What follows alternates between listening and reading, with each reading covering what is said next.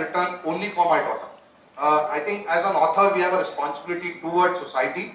And so I wrote it for all teenagers. I want all teenagers to kind of get hooked on to get hooked on to the concepts that I have shared here. And all teenagers can benefit from this book. Because one of the problems with our teenagers today, and they are not a problem, trust me, because teenagers, I really love this generation. What I love about this generation is they can start laughing, smiling, singing at the drop of a hat. They really know how to celebrate life, and they really know very well how to blow their parents' money. You know, and I always tell teachers and parents that never grudge your children's happiness. Never grudge their happiness. Maybe you did not have the kind of childhood that these people are having. We were brought up in a different era. And I don't think children are a responsibility. I think children are the joy of our life. I think if there are no children, then I don't think there is much fun in life. And it's not just about our children. I think children as a whole, I think it's important to connect with them. The third reason I wrote this book was I see a lot of gap that is developing between the teacher, parent and the student communities. Today, students and teachers are struggling to find out how do I communicate to my kids what I want to communicate? Because the reverse lecturing process is on right now. You know, the kids are telling their parents and teachers what to do, what not to do, how to behave. You know, so I thought, let me use this opportunity to create a specific guideline, a very humble attempt and I don't promise that this book is a solution at all. It's just a small starting point where we can start getting teachers and students and parents onto one platform. And one of the things that I plan to do is to conduct a lot of training sessions or speaking sessions around this book. You know, so that and I would really request, you know, all of you to support me in this. Maybe we can work around an event for that.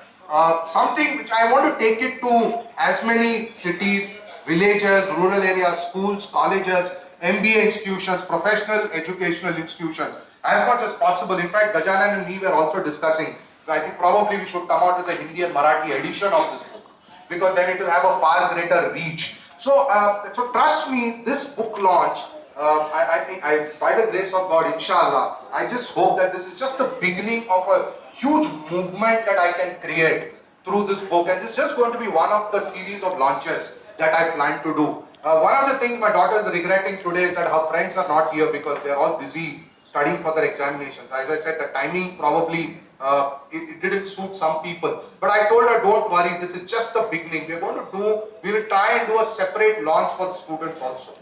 You know, we will do a separate book reading session. We'll do something to get people onto one platform. And I think, so that's my commitment, you know, in terms of, and that's where the purpose and the inspiration comes from this book. Sammy, one speaker short, so I'm utilizing that. Yeah. He's giving me very dirty looks because he knows I will get carried away. We have this very, very funny equation actually. So, and the last thing, reason why I wrote this book was I wanted my daughter to start feeling more responsible towards taking this legacy of learning forward in her life. And I stepped out into this world trying to create a fantastic training organization where I can educate people about life skills, employability skills, relationship management, anything that goes with it, leadership, so on and so forth. I just thought that because this book gets her into the spotlight, it will also put that added responsibility on her to take it forward, share it with her friends, and live the principles which are written in the book. That is what my expectation from Diksha is. And also, I just hope that she will grow up to become a fantastic leader in her own life. You know, I would like her to lead people, be a great leader, and create more leaders, because leaders don't create followers, they create more leaders. So I hope that this is the beginning of a journey, and one day I hope, and not very, and sooner than later, that we will all be here, maybe in the same place, to launch a book written by her. You know, so I'm just hoping that, you know, I'm just hoping. A reply from the daughter to the father. A reply.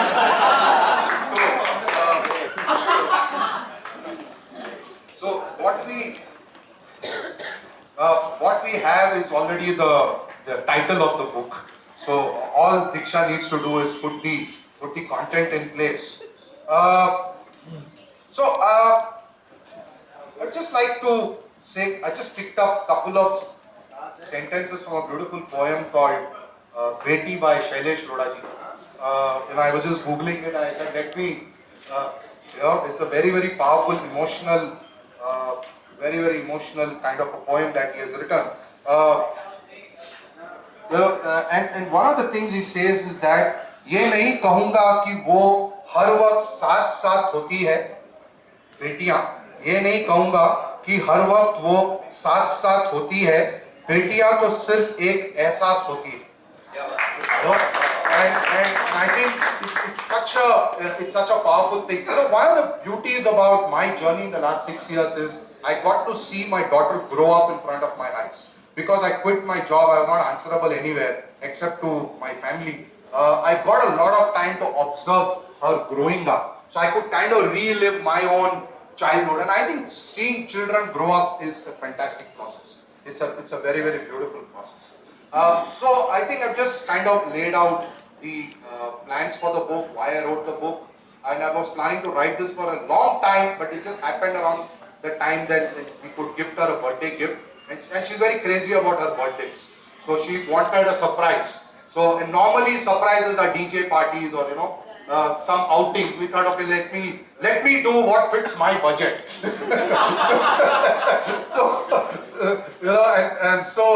that's how we worked it out. And I think I would be completely failing in my duty if I don't thank the one person because of whom both me and my daughter have retained our sanity, and that is my wife Rita.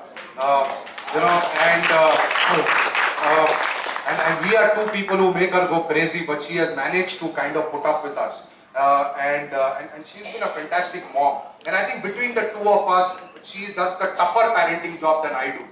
I do all these beautiful things like writing books and all that. She does the daily monitoring. She ensures that she does her homework on time, she's disciplined and takes care of herself.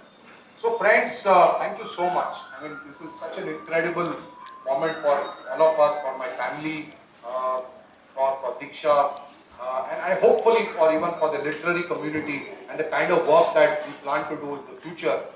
Thank you so much for coming here today and being such a wonderful audience and being so selfless and being so nice and so loving towards all of us. Ladies and gentlemen, God bless you and thank you very much. Thank you. I was waiting.